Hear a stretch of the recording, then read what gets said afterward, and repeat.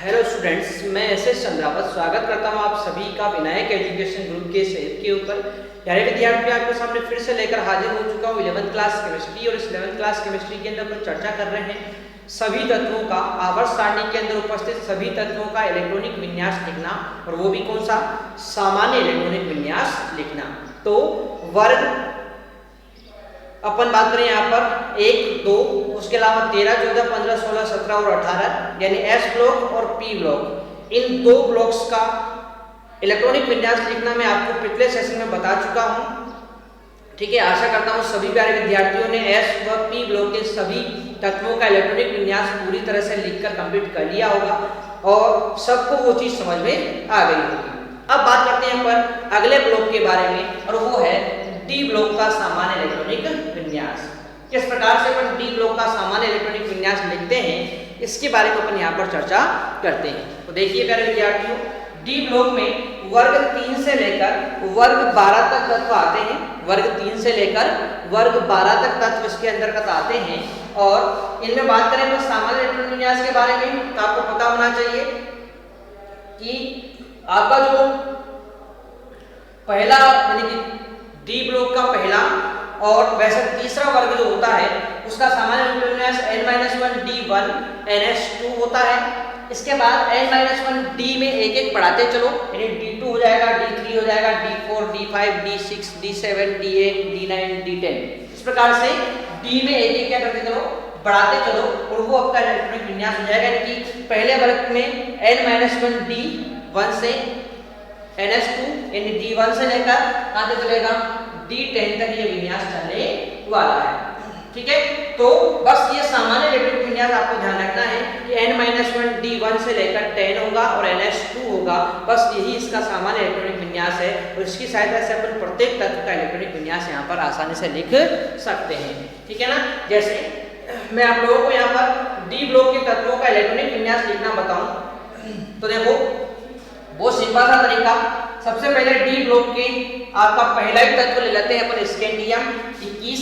इसका इलेक्ट्रॉनिक विन्यास में आपको लिखकर बताता हूं। तो देखिए आप लोग, ये स्कैंडियम अपने लिया है यहाँ पर, इसका इलेक्ट्रॉनिक विन्यास आपको लिखना है। तरीका मैंने आपको क्या बता रखा है, पहले परमाणु क्रमांक से पहले वाली अग्रेगेस लेते हैं। तो देखिए आप लोग, परमाणु क्रमांक 21 से पहले अग्रेगेस कौन सी आती है, यहाँ पर आर्गन आती है आर्यवासन में। तो क्या लिखेंगे अपन यहाँ पर, ये आर्गन लिख देंगे। 18 तक का इलेक्ट्रॉन आप लोगों ने यहाँ पर भर दिए, भाई आर्गन तक कंप्लीट। अब बात करेंगे अपन इसका सामान्य इलेक्ट्रॉनिक विन्यास क्या होता है। तो ये तीसरे वर्ग में आता है सामान्य इलेक्ट्रॉनिक विन्यास n-1 d1 ns2 होता है। तो यहाँ लिख देंगे अपन n-1 d1 ns2 होता है। अब क्या करना है आपको, अब लिखना है आपको वही n का मान लिखना है। देखिए कैसे लिखेंगे, n का मान क्या होता है, आवर्त की संख्या। कितनी है इसकी आवर्त संख्या, 4 है। कितनी है, 4 है। तो देखो n का मान क्या रखूंगा मैं यहाँ पर, 4 रखूंगा। तो ये लिख दिया मैंने 4।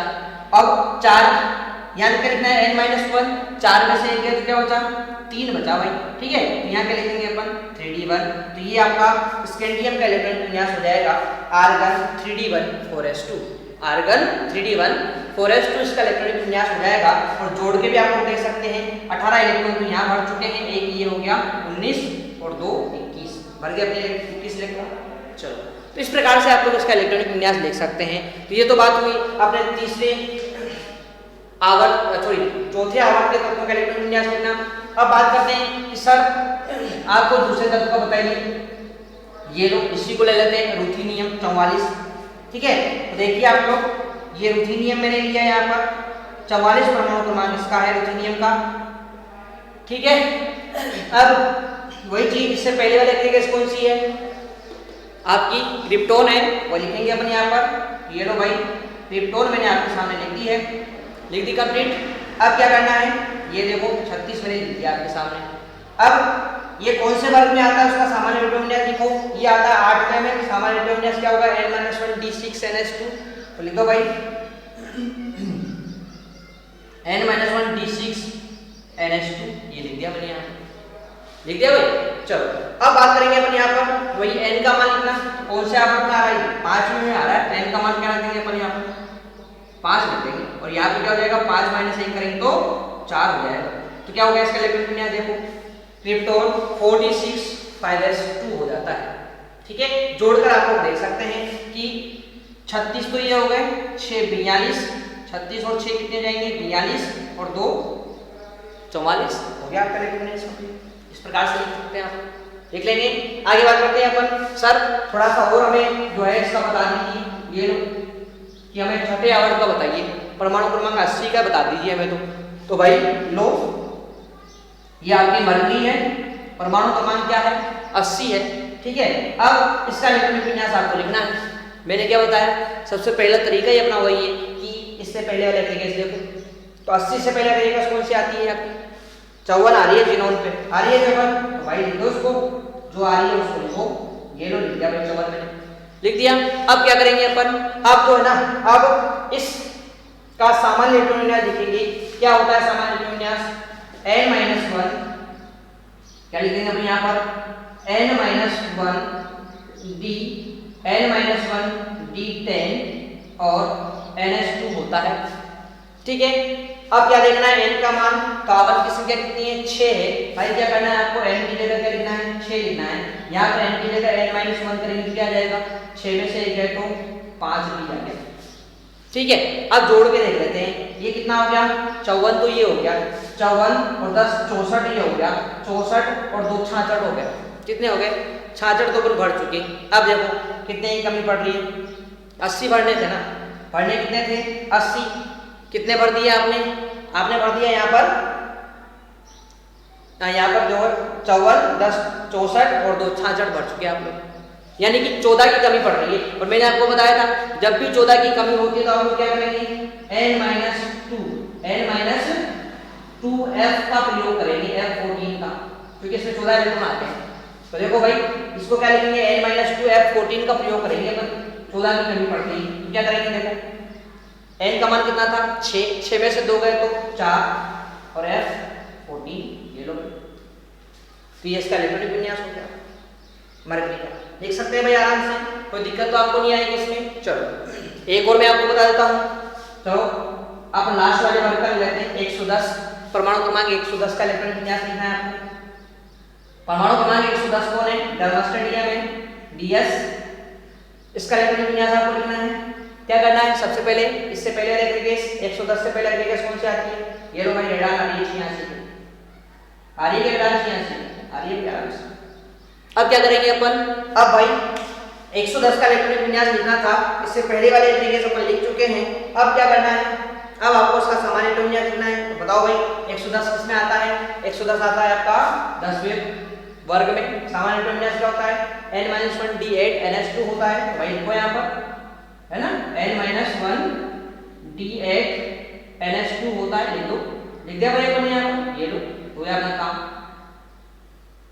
अब क्या करना है, n का मान लिखना है, तो ये कौन से आवर्त में आता है भाई 7वें में आता है। कितने में आता है 7वें में, n का मान क्या देंगे अपन यहाँ पर, ये लो 7 लिख दिया मैंने यहाँ पर।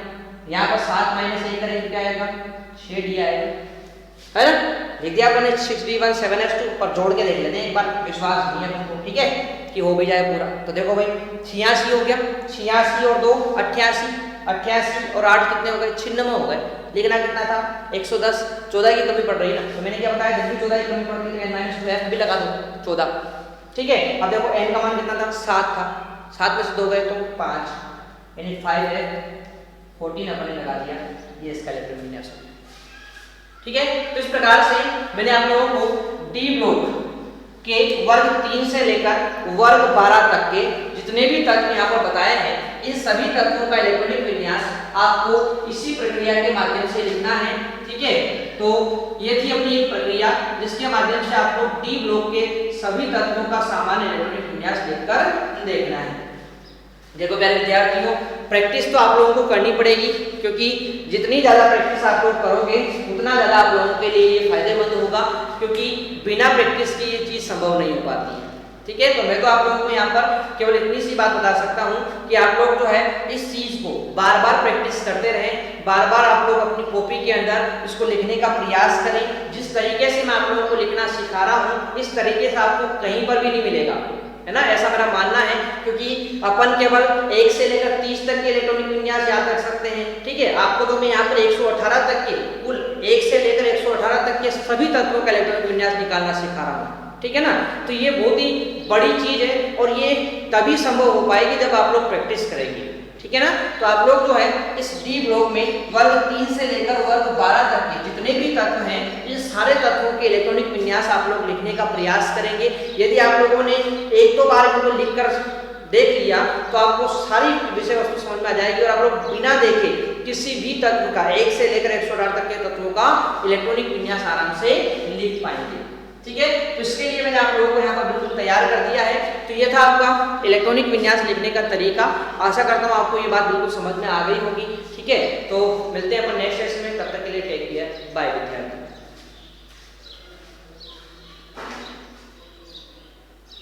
Download app in Play Store. Vinayak Education Group. Online course and classes. RBSE 12th. Chemistry. Physics. Biology. Hindi and English. RBSE 10th. Science. Maths. Social Science. Sanskrit.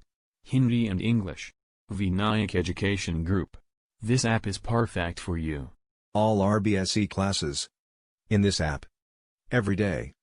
Online classes of video lectures and weekly test. Challenge. Thanks for watching and download.